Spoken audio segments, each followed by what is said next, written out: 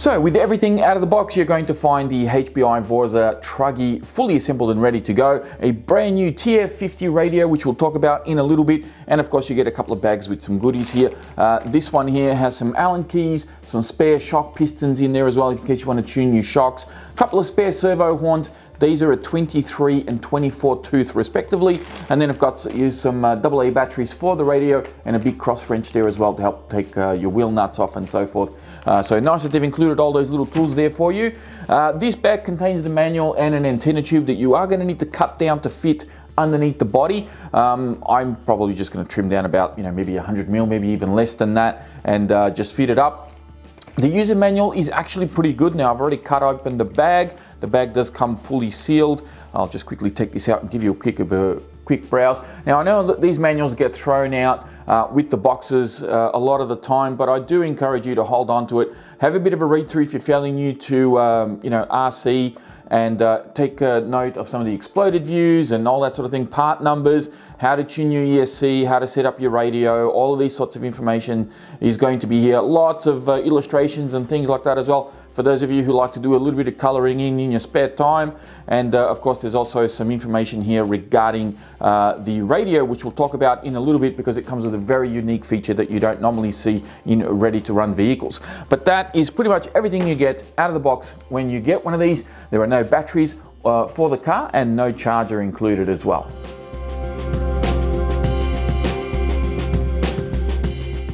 Now before we move on to the car itself, I do want to showcase this radio because it is a brand new radio from HPI, and it is the TF50, and it's what's coming included with these VORZA Truggies, and I'm hoping that we'll see this radio going forward with some of their other vehicles as well. Now it is a bit of a coincidence that this radio has been released after I've done my review of the Jump Shot MT Flux, which is that guy just hiding over there. I actually said in that review that look, I really love the radio that HPI has been using for many years. It's a great radio. It's got a lot of really cool features, but it is looking a bit dated, a bit old, and it would be nice to see this exact radio but just in a new skin. And sure enough, HPI released this one. Now I'm not trying to take credit for this. I think that this has been in development for a little while, and long before I actually did my review of the Jump Shot, but it is nice to see that we're actually thinking the same thing. So good on them for releasing this one, and I'll take you through some of the features of this, which I think are really, really cool. So first of all, the batteries actually load in from underneath and go into the handle itself, so it doesn't actually go on the base, it goes into the handle. We've also got rubberized little protection pads on the corners of the base all the way around.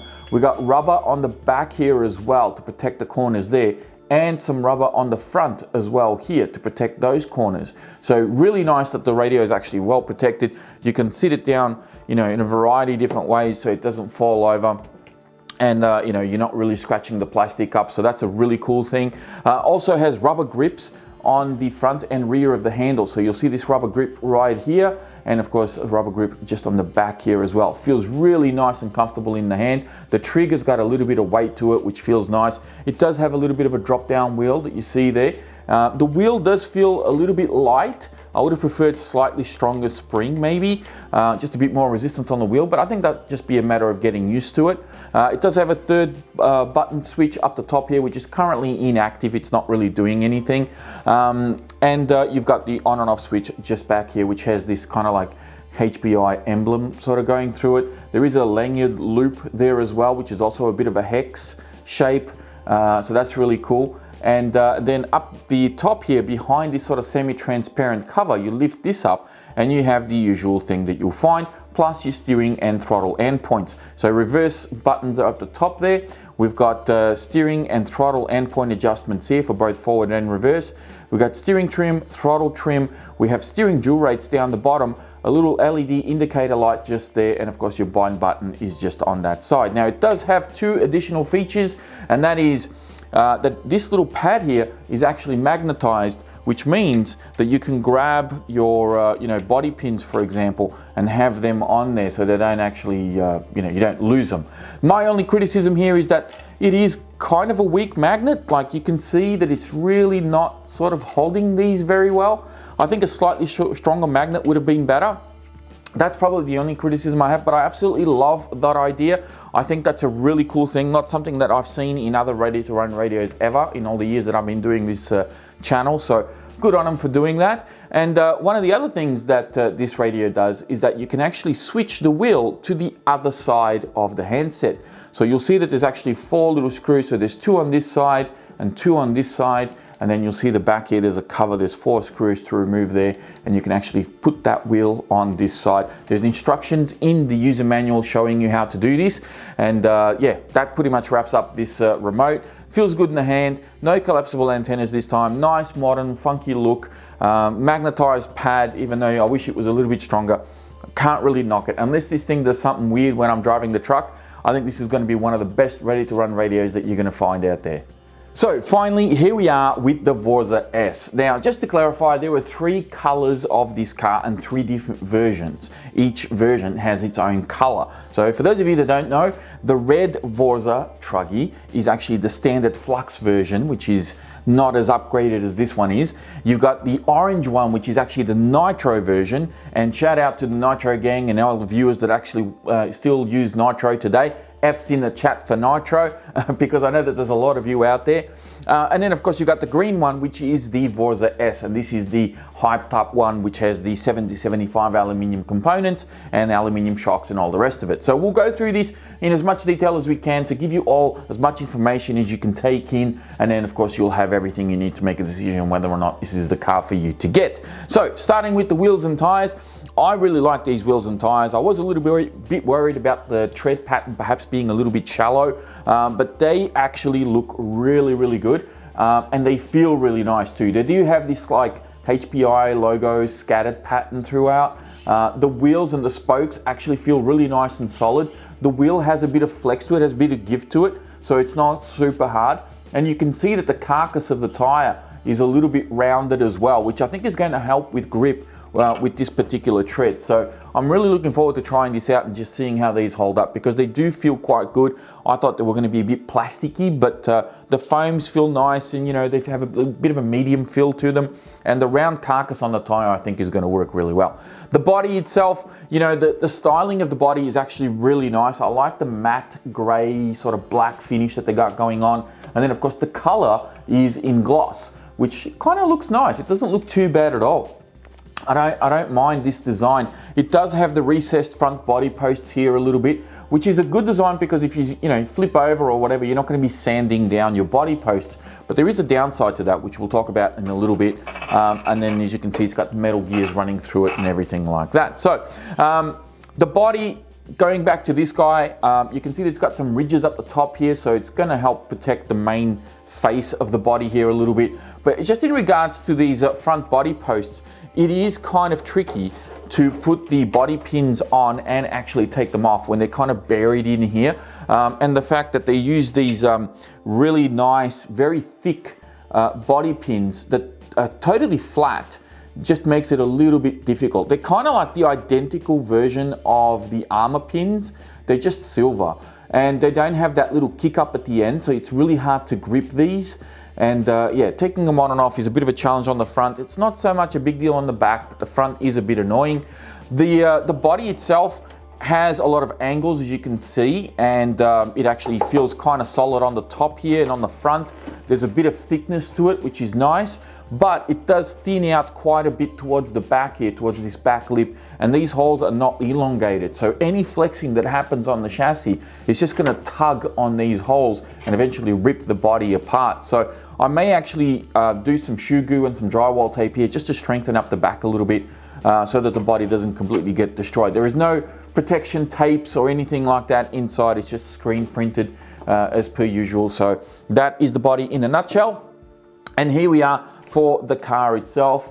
There it is in all its glory. It's got this huge big front bumper on here, which is something that you don't normally see in Truggys, is a nice big front bumper. They usually have just a tiny little lip, much like 1/8 scale buggies. So it's nice to see that they've actually done that. That should offer a little bit of protection for us. Suspension wise, actually feels nice and plush.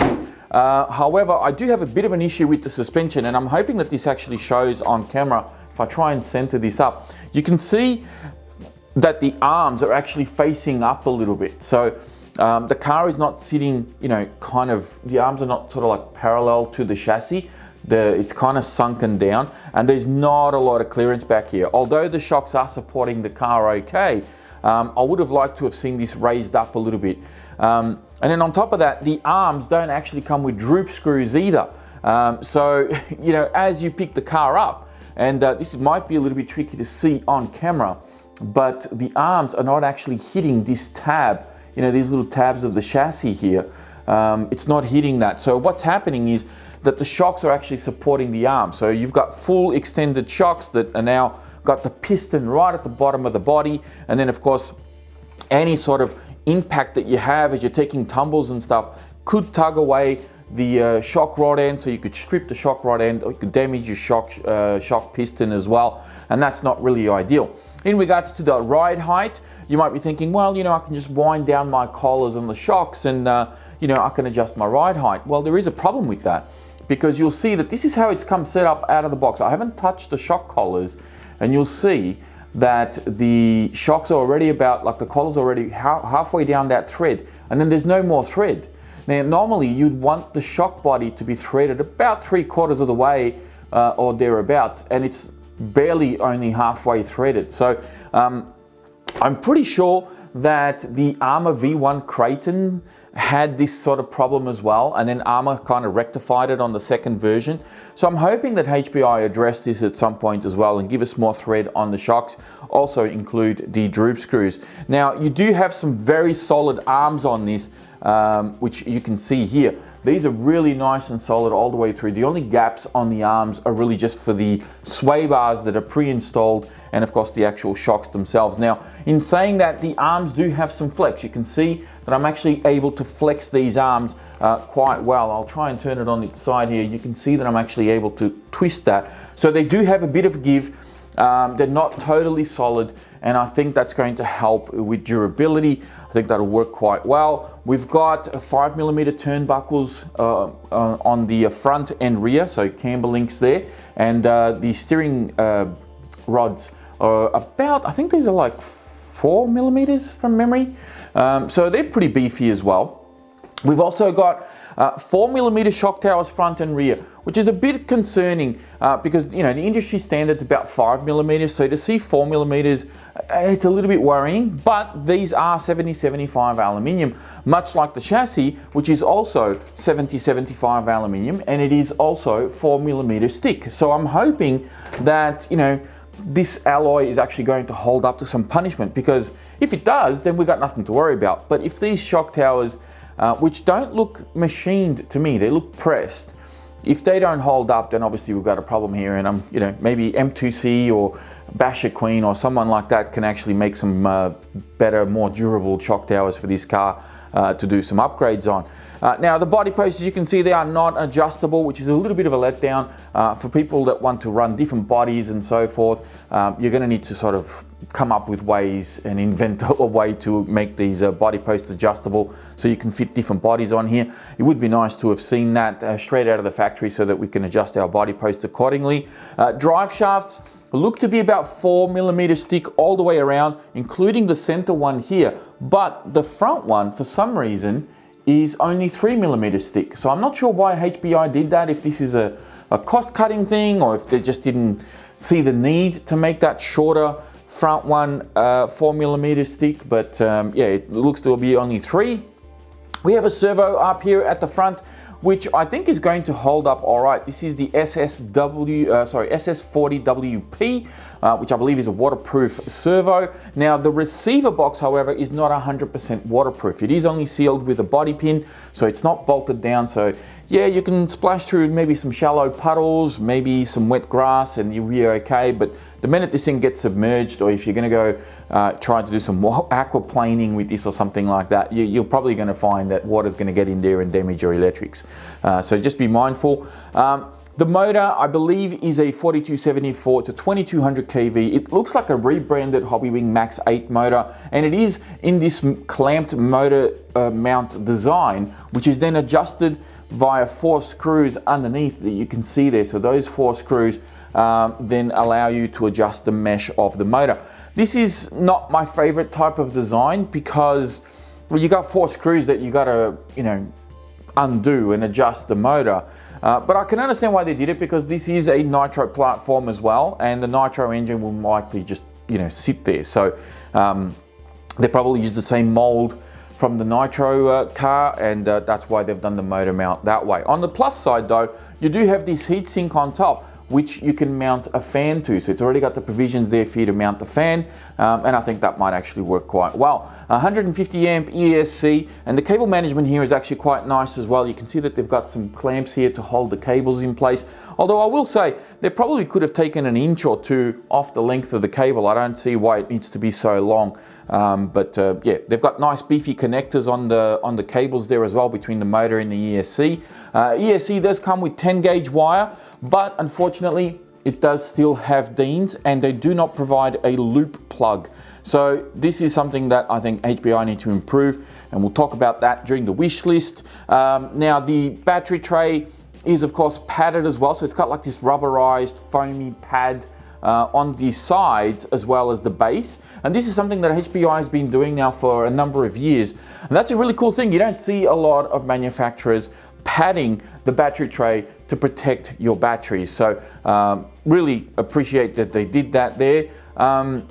Rear shock tower, as we move along, you can see 4mm stick, and it's got these funny little ears on here. Now this again is another area of concern to me, because if you take a big enough hit through the back, these little ears, they can probably fold or bend, and the shock tower doesn't really have any protection or any additional protection between the rear chassis brace and the wing mount, which leads me to the second problem with the rear shock tower, where you can see the wing mount is just got 4 screws bolted onto the back, and there's nothing connecting the wing mount to the rear chassis brace. And then the rear chassis brace itself just looks a little bit weird. It's got this funny looking mold thing going on over here, which I'm not sure what that's about. Maybe they're intended to put an on and off switch there. Maybe that was the plan, but obviously that didn't work out. And now you got this weird looking chassis brace that only has 1 screw holding it in place, and it just doesn't look very strong. So I'm not sure how this is going to hold up. Hopefully it's not an issue. Hopefully the alloy and everything sort of allows you to take some hits, and the car will be fine. The wing itself though is actually got a lot of give to it, so this is quite flexy, so that's probably going to absorb some impact. But I do fear that if you take a big enough hit on the back, you're either going to snap this wing mount clean off the shock tower, or you're going to fold the shock tower forward. So we'll see what happens. I don't usually land on the wings. I don't usually have issues with my wing mounts in any of my cars, but who knows, this could be the first one where I actually do encounter a bit of an issue. So that pretty much wraps up all the features that this car has got, and of course compared to the standard one, this has the 7075 aluminium bit. So your shock towers, your anchorman is also 7075, as well as your 4mm chassis, and you've got the alloy shocks on here as well. The standard version has all 6061 alloy, and it's got plastic shocks, and that also creates a problem for these arms that don't come with droop screws installed, because then as you overstretch the arm, you could potentially strip out the shock cap when you take a big enough hit there.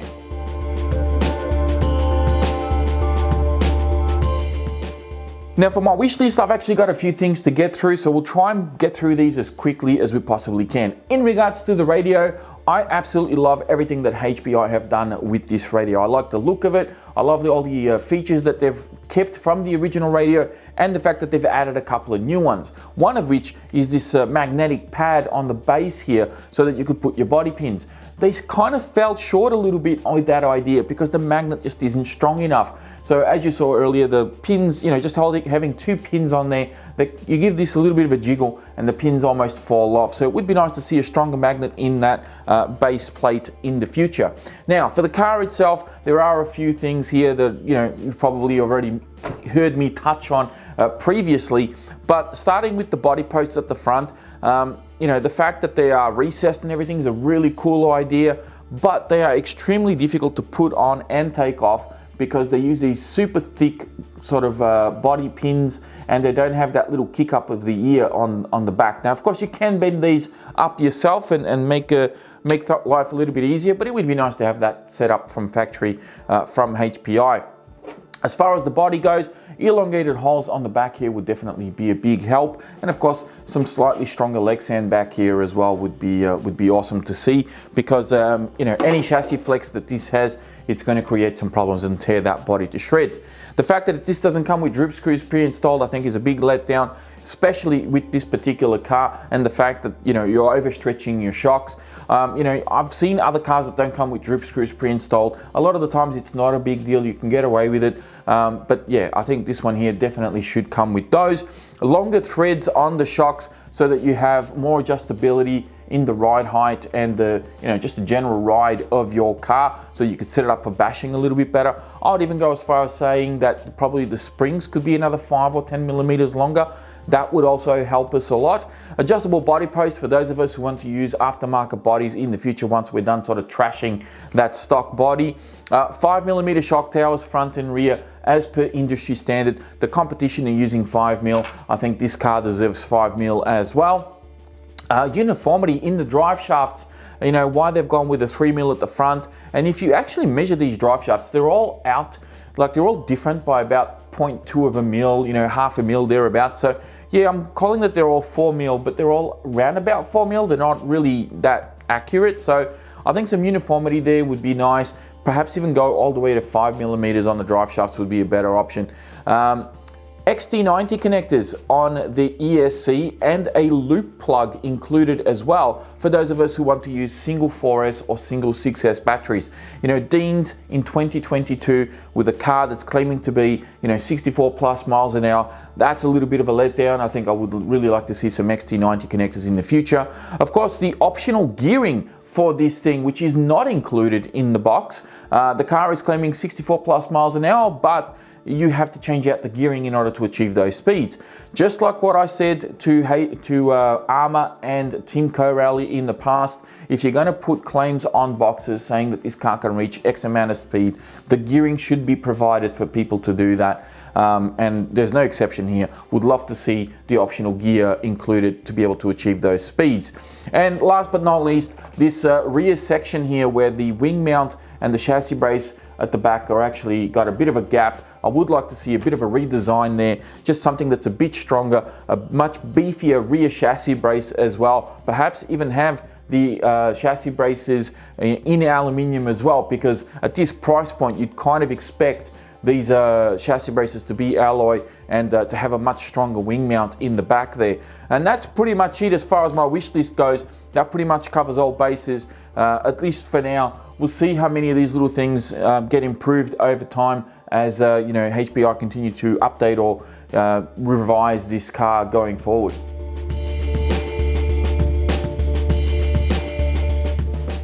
Now, my thoughts on the Vorza Truggys are a little bit of a mixed bag, because on one hand, I'm super excited and optimistic for HPI bringing out a brand new platform, because up until this point, they've only just sort of been updating or facelifting some of their existing lines. I think the biggest thing they've done prior to this release was the Savage X and Savage XL, where they actually did some significant upgrades to those particular cars. Although there have been a few of you out there probably not too happy with the upgrades that they've done, but I'm pretty impressed with what they've done so far. And you know, seeing this in the flesh, seeing something like this that's brand new, I think that's a really cool thing, and it really shows that HPI are coming back in a big way, given that they've been through so much over the last few years.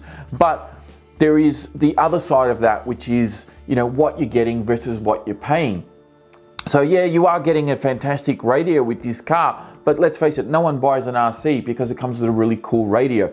Everyone buys an RC because of what it can do and how much bang for your buck you get. And when you look at something like the Vorza S that retails here for $1,150, you kind of, you know, it's a little bit hard to sort of look at this car, especially when you look at it up close, and realize that you've got to do a couple of adjustments here. You've got to change out a few things straight away out of the box to get it to just sit right as far as suspension goes, for example, and you're paying $1,150. Now, to put this into perspective for you out there, you know, a Creighton ready to run V5 as of the time of filming is about $1,000, so they're about $999. Italian EXB is about $1,250. The Sledge, I think, is about $1,330 or $1,350. I can't quite remember. So it's somewhere, the Sledge is even more expensive than all of these cars. And then you've got Timco Rally. Timco Rally's got the Kronos, which is about 800 bucks. The Morocco or Shogun, which is the Truggy version, they're about 800 bucks, you know, 750, 800, thereabouts. So they're significantly cheaper than a lot of these cars, at least here in the country anyway. So maybe in different parts of the world, these prices will fluctuate quite differently. And, you know, HPI might be cheaper, Timco Rally might be more expensive. You know, it really depends on where you are. So I know it's all going to be a bit different, but that's probably the only concern I have is when you look at, you know, you don't have 5mm shock towers, you still got plastic chassis braces. You know, the body is not as refined as it probably could be, and they're asking these sort of dollars, it is a little bit hard. So hopefully the car performs well. I'm staying fairly optimistic, I'm staying fairly open-minded until I actually drive this car and really see what it's about. Then we'll know where it actually sits. Because maybe this isn't a basher, maybe this is a racing Truggy disguised as a basher, and this really just belongs on a racetrack. Maybe that's the key here. But if HPI have got the Vorza name on this and they're aiming to compete with, you know, the big bashers out there, then they've got a little bit of work to do. There's definitely a huge amount of room here for improvement, and I hope that they can address that going forward.